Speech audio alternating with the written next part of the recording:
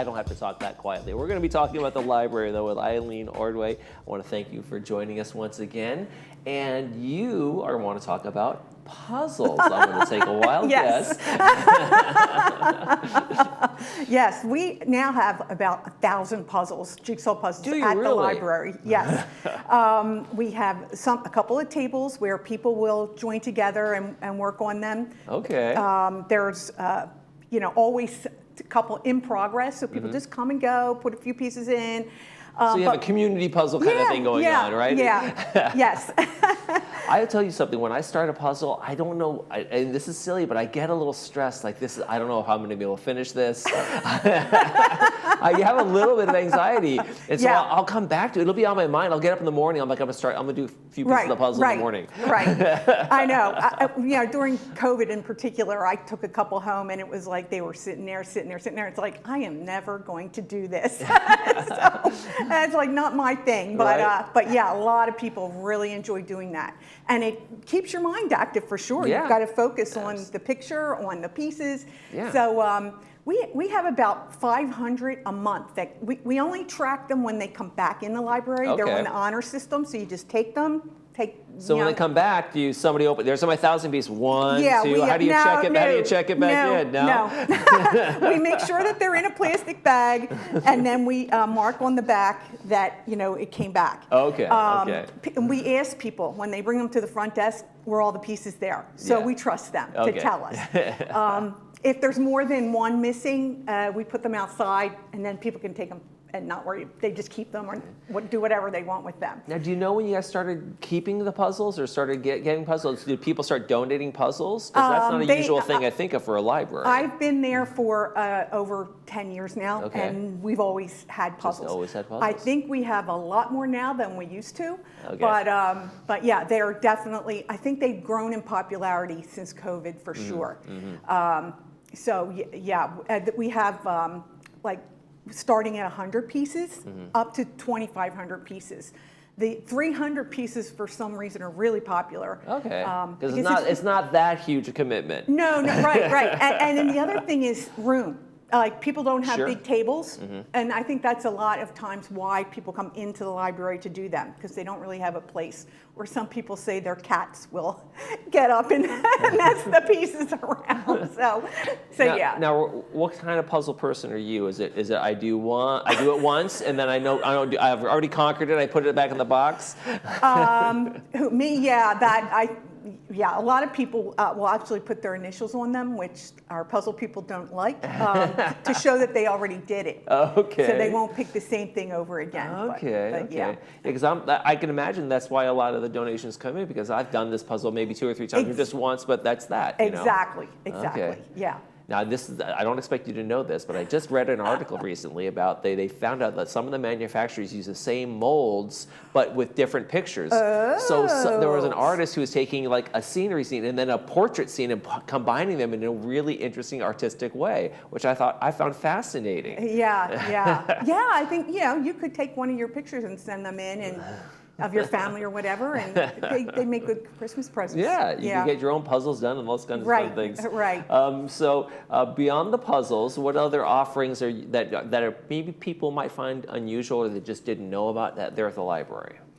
Well, we have what we call our world language section.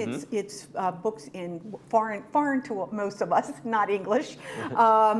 And we just got a pretty big donation of Korean books. Okay. And it just so happens that just like we try and weed out things that aren't popular, our CD books are not as popular as they used to be. So we actually weeded some out, cleared up a whole section in that row, and we were able to put these Korean books in there without having to jam pack them into the sections they were in. Okay. And we also, the Korean American Association in the village had started to donate 2 Korean newspapers that we get delivered every day. Oh, wow. They are very, very popular. We have several people that come in every day to read them.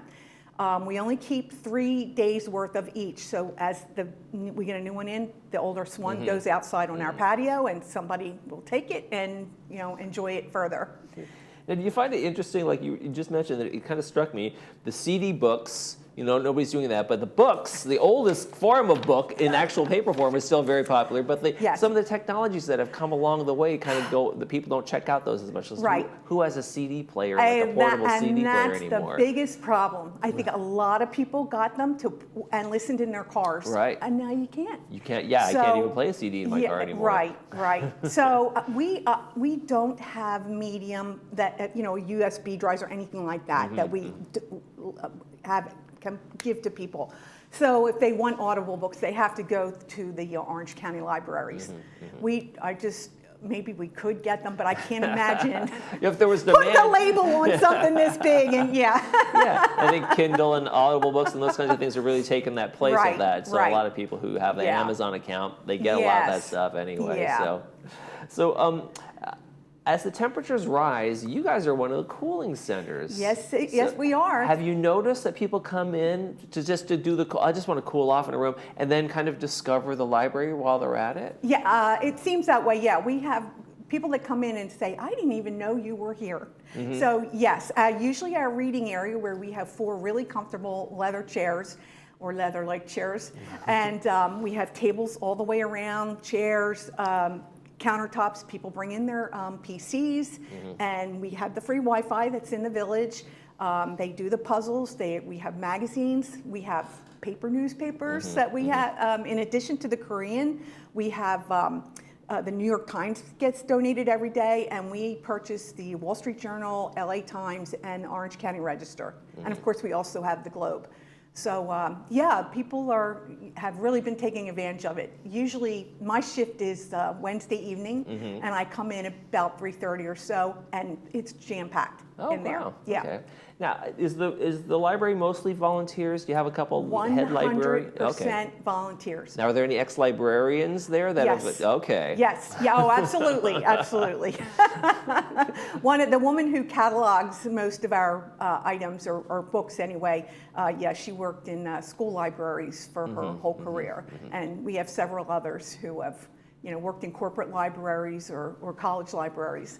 What got you interested in coming and working in the library and volunteering? I just love books my whole life, and I actually always dreamed that maybe when I retired I'd have a bookstore, and this is like the dream because I don't have to worry about making a profit. Where I lived in Pennsylvania, the only thing you could do if you volunteered at a library was teach people how to use computers, and it's like, that's not me. Yeah. So when I first came here and saw that you could volunteer, I was like in heaven. So, but I'm an IT person, and I love the catalog system. I've spent the last couple of years finding all its little features, and I really love it. What would you say of in terms of people who use the library? What's the most popular? Is it still books, or is it the periodicals? Is it magazines? I would still say books. Okay. About 1,500 books a month go out. We probably have 500 to 600 DVDs. The puzzles are 500 a month. Paperbacks are like 600. They're vying for first place in our honor system accounts. Books are still the number one priority for the people that come in. And for like puzzles, I imagine there's only so much space in the library. Yes. So when people say, "Oh, I want to donate my entire book collection," that kind of thing, how do you guys handle that? Because I'm like, what kind of library doesn't want books? I know. And we don't have a lot of space for processing. So we ask people that they just bring, hardbacks, we prefer something that's been published in the last 5 years, which is hard for people if they've been collecting their whole lives. Right, so we tell them, go to United Way or to El Toro Library or whatever. Paperbacks, we'll take almost anything as long as you can read the title on the spine. If it's so beat up you can't, we'll put them on the shelves and they mostly go. We also have our patio now. We have shelves where things that we can't use we'll put out there, and they disappear. So somebody will give them a new life. Okay. Well, just as a reminder for everybody, the library is still open, even though construction over at Clubhouse 1 is still underway, but you guys are open, you're thriving. Plenty of parking. You're a great cooling center and all that kind of fun stuff. So make sure you get out there. Eileen Ordway, thank you so much for joining us. Thank you. Thank you for having me. We'll get some puzzles going. During the break, we're going to open that up. You're watching This Day. We'll be right back.